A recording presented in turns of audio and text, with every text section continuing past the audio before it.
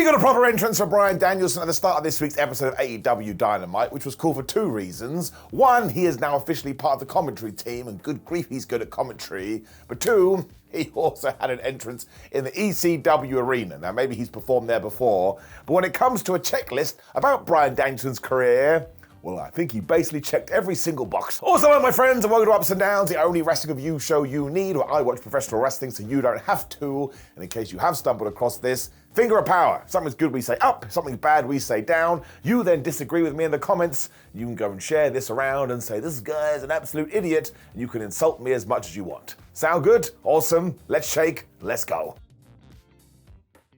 We then got Hangman on the page versus Josh Alexander to kick things off, and listen, of course this was a great match, and it did make sense, because it does seem like it is going to be Fletcher versus Hangman Adam Page at All Out. Given that Josh Alexander is also in the Don Callis family, much like a Mortal Kombat game, you now have to go through every single member. I was saying that All Out's like a week Saturday, so he beat Josh here, maybe that will be it. But I tell you, it was a damn good fight. Pretty sure that Hangman was going for tombstones on the apron at one point, but Alexander didn't like that, so he switched it into an ankle lock. When our world champion basically threw Josh Alexander into the crowd. And because it was the ECW arena, good grief, they loved it. He followed it up with the dives and put a 1 on the dive counter, and of course Don Callis had joined commentary. So Bryan Danielson was saying, what we did to Kenny Omega last week was absolutely terrible. Don Callis went, actually, I think it was great. I don't know why that made me laugh, but it did. We then got a German suplex-a-thon when both guys basically got killed in Barry Barricade, which is when Josh was going for the C4, so Hangman said, I'm going to go for the Deadeye. I think by this point, the Don Callis family was freaking out, so out came Lance Archer, out came Rocky Romero. Actually, Hangman basically dealt with these fools like, I'm the world champion, I'm the biggest here, you don't get to do anything for me. And hit the buckshot lariat. And he got the 1, 2, 3, and he won. Hangman is so damn over here as well that even though the ECW arena only holds about 1,000 people, it sounded like 10,000. When he got a microphone and said, listen, I didn't spill buckets of blood for MJF just to come up here and change stipulations, and I also didn't do it, so I had to deal with dickheads like Don Callis, who does indeed look like a penis. I mean, he said phallic, but that was the point. Fletcher then made his way to the ring and talked to Hangman from the aisleway, because that's just what you do. And Hangman was all like, I can't believe you did what you did to Kenny Omega last week. So we really made sure everybody understood that was a disgusting tactic. He does understand where Carl is coming from, though, because he has all the potential in the world. But he can't even wear socks. And first I was like, what does that mean? And the camera zoomed into Fletcher's feet, and he was indeed sockless. So there's something for the bio. He also said he saw a little bit of himself in Fletcher because there was a time years and years ago when he was looking across the ring and he saw Chris Jericho. So now Fletcher is Hangman and he's Chris Jericho, but here's the spin, my son. You ain't ready, you are getting it way over your head. Carl's like, listen, good night, mate. I said on Collision I wanted a world championship shot, and that hasn't changed. Hangman was like, what is wrong with your accent? Given that Page kind of felt like he didn't have a choice, and also because I don't think he has another opponent ready, he was like, all right, we will do this, but you have to do it mano a mano, one-on-one. You tell the Don Callis family to stay in the back. Carl's like, yeah, fine, I can do that. I'm so good, I could beat you anyway. Now, as you know, if you watched the show before, I do get a little bit of a bee in my bonnet when a TNT champion or a secondary champion all of a sudden goes after the world championship, because I often find the other title gets lost in the shuffle. But look, AEW has lost Swerve, AEW's lost Ospreay, and AEW has just lost Omega. Somebody's got to be pushed. And actually, Fletcher has been killing it lately. I don't think he will win at the pay-per-views. Hopefully then he can go back into TNT matches. So this one does make sense. It is not 2 + 2 = potato. Also, the match beforehand was really, really good. So I shall give it an up. But on this week's Collision, next week's episode of Dynamite, we're really going to have to ramp things up here. Just because at the moment, nobody believes that Fletcher can win. Nor should he. That would be bad timing. But still, in terms of getting comfortable and enjoying the show, it was a good beginning. We then got this great promo from MJF after Collision where he had screwed over Mark Briscoe, where he essentially went, yes, I did get married recently, and then as soon as we'd sorted that out, I said to my wife, I'm going to AEW because I need to screw over Mark Briscoe. And his wife was like, no, if you do that, it'll be over. When Maxwell apparently said to her, I'm going to lead out the expletives here, I've always been married long before this because I'm married to the game. This really was pretty damn good. He made more references as well because he was like, listen, Mark Briscoe, you can choose whatever stipulation you do want, and it will be the same as my wedding, because I will say, I do, I do, I do, I do. So he's right in the wedding theme here, but I am giving it an up because I just thought it was the best way to take real life and then tie it into fake life, if we can call it that. Also, I just think Maxwell Jacob Friedman is a terrific character. Now, I assumed that Mark Briscoe was going to tell us on this episode of Dynamite, but he did not. But I can't pass judgment on that because I can't remember if he ever specifically said, I will tell you Wednesday. And this angle did happen on Collision, so maybe we're going to do it on Collision. As always, I shall sit back and wait and see. Well, I appreciate the fact that AEW went out of their way to justify that our main event party match was a winner gets $500,000 stip. I don't know what the flub you call it. Because the Young Bucks were there being like, listen, we're not having a good time right now. We need that money. Matt Jackson wants to buy nice food. Whereas Nick Jackson was like, yep, I'm going straight to the casino and I'm going to double it. Some people never learn. They were in catering as well, so they tried to sit next to the Dark Order, and the Dark Order were like, nope, we don't like you. And when they tried to sit down with their old pal Brandon Cutler, even he was like, you know what? I've been wanting to say this for a while. You guys can kiss my ass. And if you remember how the Young Bucks used to treat Brandon, well, it was long overdue. Goes to show, though, they have no buddies, which is why you need money. It just makes all your other problems a little bit easier. This is when John Moxley sat down with them as well and said, listen, I don't care about the cash, so if I see the proper Young Bucks later, or the old Young Bucks, I'll give you 250 grand, and I'll give you 250 grand. Matt and Nick Jackson were so damn excited. So yes, we do get too many of these money matches, but at least here we tied it into the story. I appreciated the effort. When it was time for Mercedes Mone and Emi Sakura taking on Riho and Alex Windsor, and I want to make it very clear, all these four people are awesome. They're wonderful. They're great talents. But for some reason I watched this, and maybe it's just me, I have a stupid brain, but it just didn't hit in the way it was expecting it to hit. And again, maybe my expectations were way too high and I'm being massively unfair. It also kind of felt to me like Riho may have got injured or something was wrong. Again, I'm massively speculating there. Maybe I have got totally confused. I just wanted to take a moment to send out some positivity. I hope she's okay, and I'm just being a nerd. I mean, it happens a lot. She did jump off Alex's back at one point before she applied a half crab, which made no sense whatsoever, because she's not a full crab either. So if you're not a full crab, how could you be a half crab? What? Windsor then hit this cool dive, so of course Riho did the same, which goes to show that old saying, would you jump off a bridge if your friend did, can be true. There's a dive counter whack-a-two on it. Eventually, Windsor got a hot tag and she did run wild. That was pretty good. And then eventually, Riho had the submission on Sakura, and Alex Windsor got the finisher, or the submission I should say, on Mercedes Mone, but they weren't the legal people, so technically, even though Mercedes did tap, she was in the rope so she can get away with it. But Sakura tapped, meaning Riho did win. It kind of makes what happened last week more interesting, because Mercedes Mone just beat Alex Windsor. There were no ifs, buts, or maybes, and then she beat her up. But now Alex Windsor can probably come back out after the pay-per-view and go, oh, man, we need to do it again. I don't know, it just feels not clunky, that's not fair, but it kind of feels like we're Google mapping to our own house. Like we already were at home, and then we've gone away, and we came back home, even though we wanted to go right. I mean, that was absolute gibberish. I don't know what I'm talking about. So it is one of those annoying times where I'm going to sit on the fence and give it a thumb middle, because it wasn't bad at all. They're too good for it ever to be a disaster. But it just kind of felt like it never got going. It kind of felt like something was missing. I mean, maybe I was a little bit distracted, because I was like, Riho did get up very slowly there. Even Bryan Danielson mentioned that. But yes, thumb middle. Like, I don't want to be disparaging for the sake of being disparaging, but I'd love to know what you thought in the comments. Maybe I'm just being a massive goober. Ricochet then told the Hurt Syndicate that when they lose it all out, they're going to have to show him some respect. And given that he is facing Shelton Benjamin later, let's have a gentleman's agreement. I will come to the ring without my boys, and you come to the ring without your boys, and we'll see what's happening. Then later on, Shelton Benjamin told MVP Bobby Lashley, I will do this. I was like, Shelton, you can't believe this guy. He is my bald king, but he's quite clearly lying. We then got this really cool video for Copeland and Christian taking on FTR at the pay-per-view, and I can't wait for that.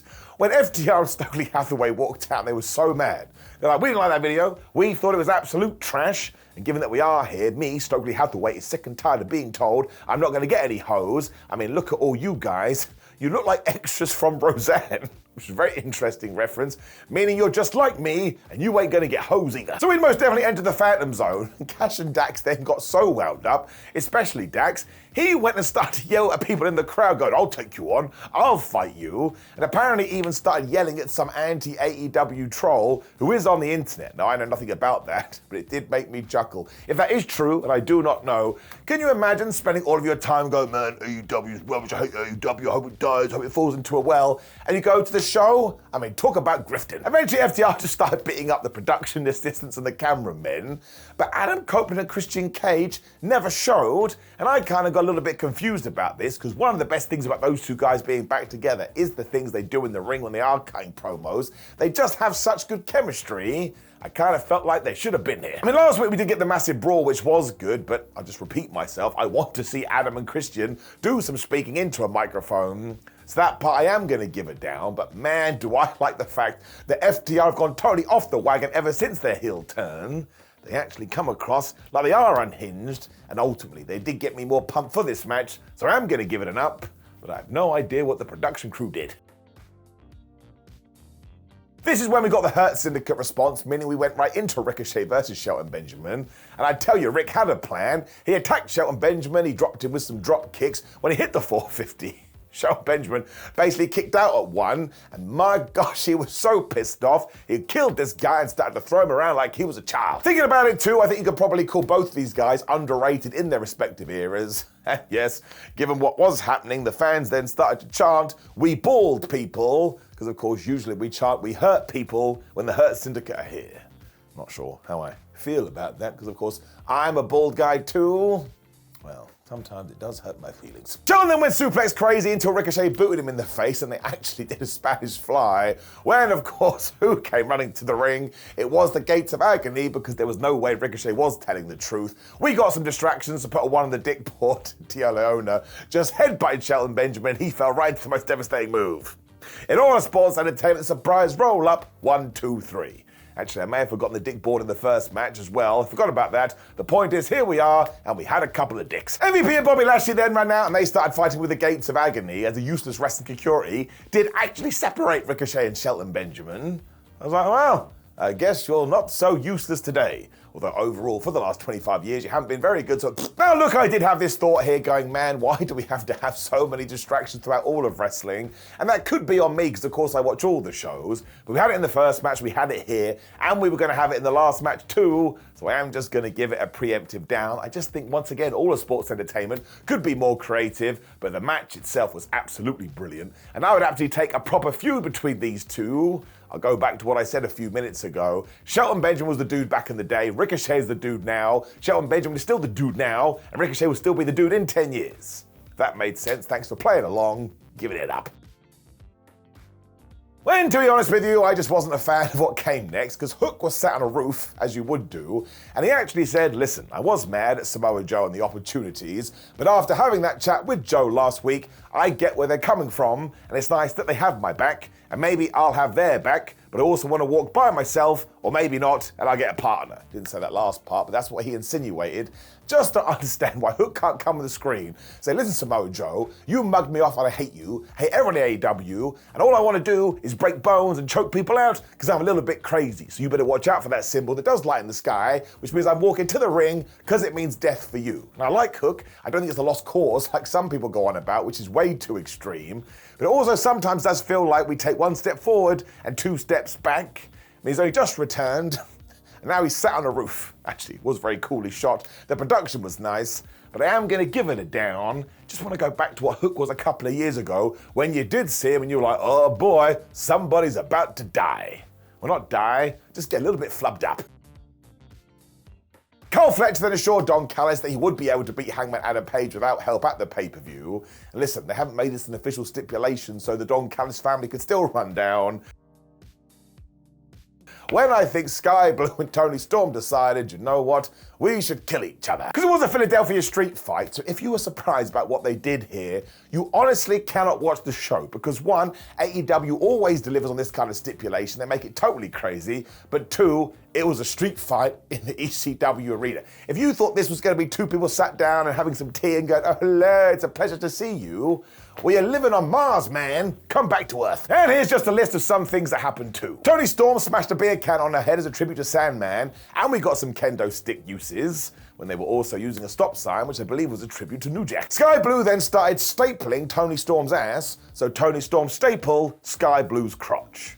We're here now, I've said those words, and we will never be able to return to a time when that wasn't a thing. Given that we had some crotching, we then got even more crotching, especially using Barry Barricade, and we had a smell a rat, I believe it was, table that had mouse traps on it, and Toni Storm did offer some cheese to the commentary team and said, no, we can't eat on the job, when Skye Blue tried to throw Toni Storm through that thing, and it didn't break. And bless Bryan Danielson, he was like, trust me, bros, it's even worse when that happens, it sucks. He also had an electric fly swatter that was used to swat people on the behind. I guess that's the way that I'll put it. And once again, I was like, you know what? I respected. You are in the ECW arena, and you actually came up with a spot that I don't think I've ever seen before. Storm then finishes off by using a bunch of weapons and just crushing Skye Blue's head in the corner when she hit the Storm's ear and she got the 1, 2, 3. So listen, I will always respect the amount of effort people put in. They didn't need to do this on a random Wednesday, but they did. And of course, then afterwards, we got a big schmoz. Because the Triangle of Madness ran down, so Chris Statlander was then here, as was Jamie Hayter. And you're not going to believe this. Jamie Hayter went to punch one of the bad guys. She missed, and she smacked Chris Statlander instead. That's when Tekla was like, oh, sweet, I can use that miscommunication. She speared Toni Storm, and she stood there with the championship. Now, we are getting a four-way at All Out. A small part of me, just this part here, is that maybe we should have done a one-on-one between Tekla and Toni Storm, and maybe even have changed the title. But then, of course, you can come back with the argument, it's a four-way, Simon. There's even more chance we change the championship in something like that, because we don't have to pin Toni Storm. It just feels like it's time. Do you know what I mean? Maybe you don't, but I am going to give it an up, mostly for that match. Also, I quite like this Triangle of Madness. There's potential there, and they have a stupid name, and you can call them Tom. Renee Paquette then interviewed Willow Nightingale, and my gosh, this was satisfying, because after months, Willow actually said, I really want to punch Marina Shafir in the face. And I'm like, yes, we have to do that match yesterday, it's been way too long. Harley Cameron then walked in playing a guitar, because she was going to sing Nightingale a song explaining why she should forgive Chris Statlander, mostly because it means Chris can draw a cat on her face.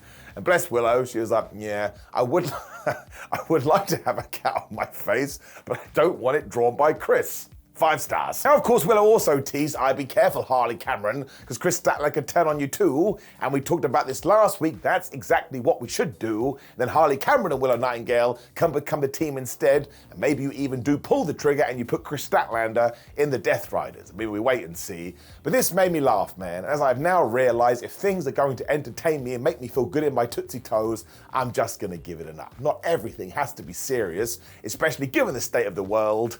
I thought this was wonderful, and thank you very much. I'm going to give it down to this unified tournament, though, and look, it's absolutely brilliant on paper, and Michael Oku is in the thing, and I love Michael Oku, but why is Okada in it? Like, Okada is the unified champion. Why would it be in his own tournament? Now, I get it, you can easily spin this and say, yeah, he's just defending his belt against Michael Oku, but then as we play wrestling tennis, I'd be like, once again, I love Michael Oku, but he's never even really performed on AEW Dynamite properly, so why the flub would he be getting a title match? Listen, it is going to be awesome, because the winner of 3 matches will have a triple threat match at All Out, and given the bracket, it's probably going to be Okada versus Takeshita versus the Beast Mortis, and everybody will talk about that, well, for like a day, because the news cycle moves so fast these days, but I'm just going to give it a down. Just find it weird the champion being in a tournament to win the championship. In many ways, it's not that bad, but I've said it now, there's no going back. When we got to this crazy party match when $500,000 was on the line, and this is when it happened again. I was like, this is a perfect reminder that wrestling is the most important of the least important things, and you can just turn it on and be totally distracted, and you can laugh and you can cry, and the Young Bucks will do something dumb as they did here when they were coming to the ring. They had their shoot names, I've got them written down here because I forget. It's Matthew Ron John Massey and Nicholas Lee Massey. And Bryan Danielson exploded on commentary because he couldn't believe that Matthew Jackson's middle name was Ron John. I'm probably not pronouncing that correctly, but honestly, it was just wonderful, man. It's all I need in my life. Once again, just make me laugh, because good grief. Otherwise, it was the Bucks, the Death Riders, taking on Bro Dido and Samoa Joe and his opportunities. And it's one of those matches, I'm not going to stand here and recount every single thing. You should just go and watch it. I mean, the opening exchange between Nick Jackson and Bandito was so good. They should do a singles match, but people were getting hot tags. Will Hobbs looked great here, smashing people. It is just a wonderful time, and everybody in it is just superb. I mean, Claudio Castagnoli tried to big swing Brody King at one point. That's how much he was enjoying it. He totally failed, but still. Wheeler Yuta has really won me over recently too, because he just totally understands his role. He tagged him, Samoa Joe tagged in, and he just ran through the guy, and in about 8 seconds, Wheeler Yuta was dead. This is when Marina Shafir was casting distractions, so again, put one on the dick board, but we've already talked about that. And after Claudio and Brody King had kind of gone off and fought by themselves, it was Bandito essentially taking on both Young Bucks, but when he went for the 21-plex on Matt Jackson, Nick Jackson looked around, he stopped him, and then when Matt Jackson hit the most devastating move in all of sports entertainment, surprise roll-up or a jackknife, Nick was like, well, if I hold my brother's foot, that will create the momentum, which makes no sense with physics, but this is wrestling. It did work. They got the 1, 2, 3. And my gosh, you've never seen two people run to get a bag of cash as fast as they did. And they tried to leg it, but they failed because Brodito beat them up. And again, what just happened here? They did pin one half of the tag team champions, so now you have to imagine All Out. It will be the Young Bucks taking on Brody King and Bandito. We've seen that match before. It's always good. No problem with this at all. Of course, the Death Riders then swarmed. They were trying to beat everybody up when Darby Allin ran to the ring. It was a bit like, Darby, I think you need to hang low, because if the cops seen you, they definitely want to talk about the fact you kidnapped Gabe Kidd last week when we got a hooded figure coming to the ring. Now, I shouldn't say this, but that kind of angle feels like it's done to death at the moment, and we should cook up with a new idea. However, they did reveal themselves like this. Forgot my hood was up this entire time. It was Daniel Garcia. The fans reacted to this like they had seen a ghost, and then sure, he went to stomp Darby Allin's face into the chair, and he missed. Now, you should go watch it again, and imagine a Jedi using force powers. It will make you laugh. Moxie realized that he made it do it again. I don't care that he made a mistake. You could even argue that he was like, I can't do this to my friend. Then he probably went heel when he realized, oh, I have to do this. It doesn't matter. And everybody will have forgotten about it tomorrow. That's just how it works. Moxie then beat up Darby Allin so bad that even Marina Shafir told him to stop. And of course, they are fighting at the pay-per-view too. And I like this with Daniel Garcia. Let's make sure we put all the tools in place, as well as a big promo next week. But I just think this could be the start of a rise for him. We've got to make sure that we book him and give him stories and give him wins. One of the most important things when you do a heel turn. You have to start getting victories, otherwise you look a bit like a geek. Darby Allin also sold this like he was dead, which wasn't believable at all. I was like, Darby, what I have seen you do over the last few years, I will never believe you are deceased, but of course it is what he needed to do. It was a fantastic match, and we had a big old angle that we can talk about. I am giving it an up. This brought us to the end of AEW Dynamite, and I did think it was a good show. Ratings be damned, I don't care. That is not going to affect my enjoyment of the thing. So I am going to give it an up, but now I ask you to let me know what you thought about it in the comments below. Like the video, share the video, and subscribe. Click the video on the screen, which is ups and downs for Raw. I always do appreciate the support. Have a lovely day, my friends, and I'll see you soon.